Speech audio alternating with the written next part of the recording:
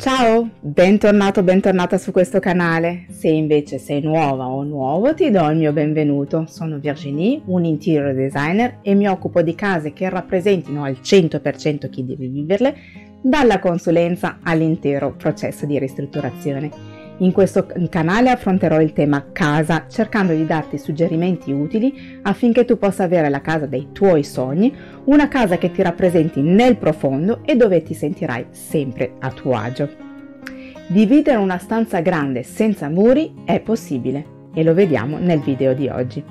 Prima di cominciare, se ami tutto quello che riguarda l'argomento casa, ricordati di iscriverti al mio canale per avere altre informazioni su questo tema.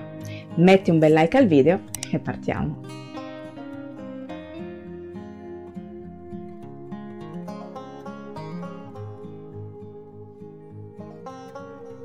Se hai la fortuna di avere una casa con ambienti tanto grandi da poter creare due o più zone con funzioni diverse, è possibile che tu voglia fare in modo che queste due zone siano in qualche modo separate, ma senza opere murarie. Oggi voglio proporti almeno 7 possibili modi per dividere una stanza.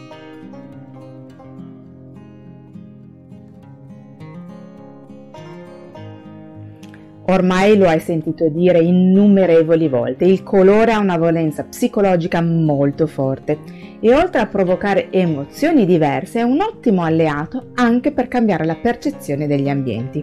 Usare quindi due colori diversi alle pareti aiuterà a ingannare la mente e a dividere otticamente le due zone con funzioni diverse.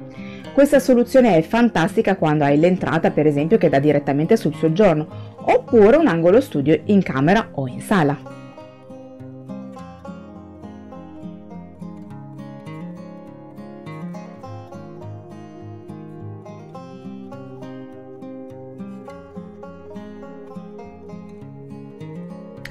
Può sembrare quasi banale, ma in effetti i paraventi nascono proprio per schermare, quindi sono un'ottima soluzione per dividere due zone. Tra l'altro sono facilmente spostabili e removibili a seconda delle esigenze. Ne esistono poi di varie altezze e vari materiali.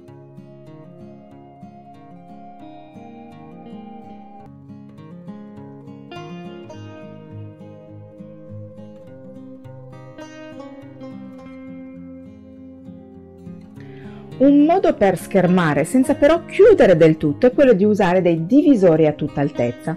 Ce ne sono di vari tipi. I listelli verticali. I più usati sono i listelli in legno, ma ci sono anche di altri materiali come il metallo o addirittura si può usare la corda. Sono posizionati in modo da avere la stessa distanza tra un listello e l'altro.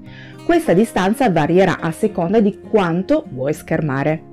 Anche lo spessore dei vari listelli nel caso del legno dipenderà dallo spazio a disposizione.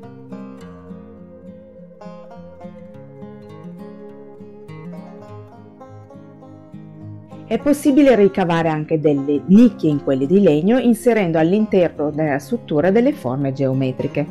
Queste possono creare gioco, oltre che ripiani per mostrare libri o oggetti oppure piante.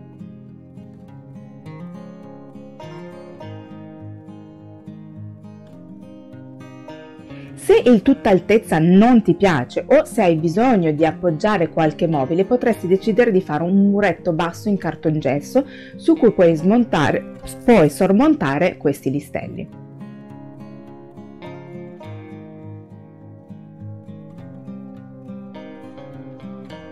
Le barre verticali ti sembrano noiose e rigide?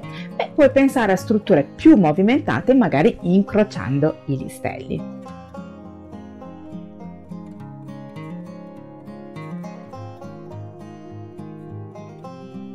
Puoi usare i rami. Se ami la natura, la soluzione dei rami potrebbe piacerti. Ovviamente si parla di rami abbastanza grossi. L'originalità di questo modo di dividere è che perdi completamente la rigidità perché non avrai un ramo uguale all'altro.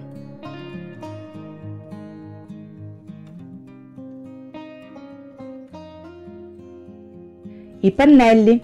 È anche possibile creare dei pannelli veri e propri con le fantasie più disparate, i pattern, forme geometriche oppure anche organiche. Su Amazon trovi anche dei moduli componibili per creare pannelli unici e originali, ma soprattutto funzionali alle tue necessità.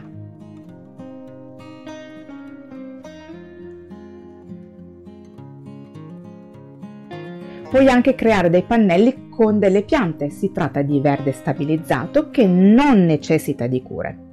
Hanno proprietà acustiche fantastiche, apportano in casa la natura che sappiamo è un fattore rilassante.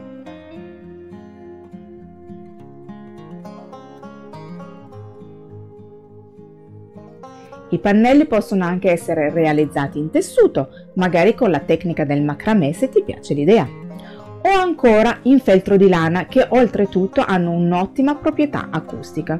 Quest'ultimo l'ho scoperto da poco proprio ricercando divisori particolari e imbattendomi in un'azienda olandese che fa appunto questo tipo di divisori originalissimi. Ti lascio il link sotto in descrizione.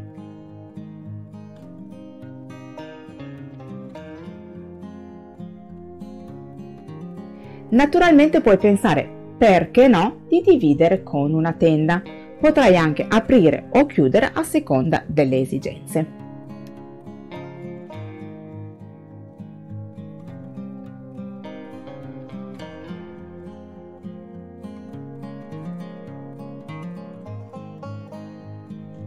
Perché non usare piante?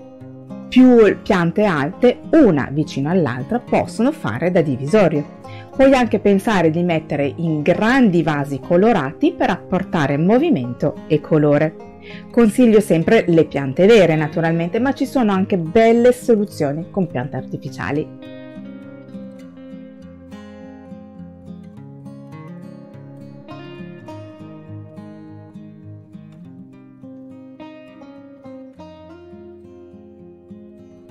I mobili bifacciali sono un altro ottimo modo per dividere in due una stanza e sono davvero l'ideale quando gli ambienti sono piccoli perché sono elementi in più per riporre. Come per i divisori a tutta altezza esistono diversi tipi di mobili bifacciali. Le librerie a giorno, che sono librerie che essendo sprovviste del pannello di fondo permettono alla luce e allo sguardo di andare oltre. È possibile avere anche delle librerie a giorno che abbiano delle parti chiuse. Questo aumenta l'effetto di schermatura e consente di riporre cose che magari non sono bellissime da lasciare a vista.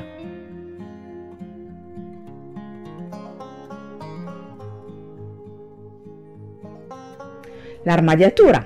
Per separare una stanza si possono usare anche degli armadi più o meno alti e grandi. È facile però che l'armadio non sia bifacciale veramente, quindi bisognerà rifinire il retro o creare un'apposita nicchia per accogliere l'armadio.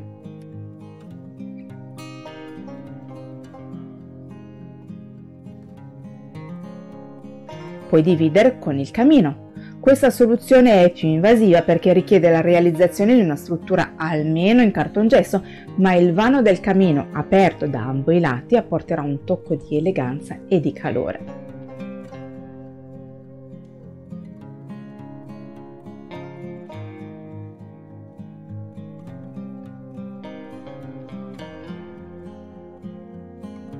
Il vetro è un ottimo alleato per dividere una stanza in due. Non soffoca e lascia passare la luce come se non ci fosse nulla, permette di dividere effettivamente la stanza in due isolando odori e suoni. È ideale soprattutto per dividere un open space cucina e soggiorno. L'apertura di questo muro di vetro potrebbe essere scorrevole o abbattente a seconda dello spazio a disposizione.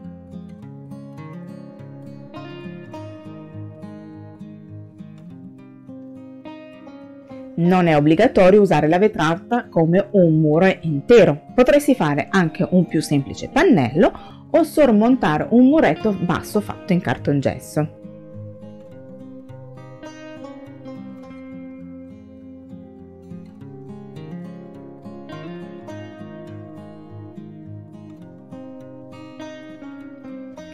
Probabilmente ti sarà capitato di partecipare a qualche convegno e potresti aver notato che alcune sale possono essere ingrandite o rimpicciolite a seconda della capienza necessaria.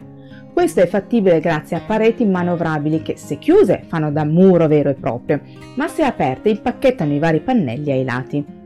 Alcune aziende realizzano pareti con questo sistema anche per le case. Queste pareti possono essere più o meno trasparenti a seconda delle tue esigenze.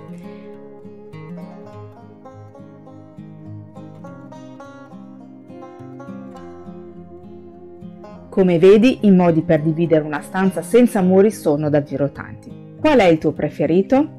Scrivimelo nei commenti. Spero che questo video ti sia piaciuto e ti sia stato utile, nel caso fammelo sapere con un bel like. Se non lo hai ancora fatto, ricordati di iscriverti al mio canale e di attivare la campanella, così non ti perderai i prossimi video. Grazie per essere stato qui. A presto, ciao!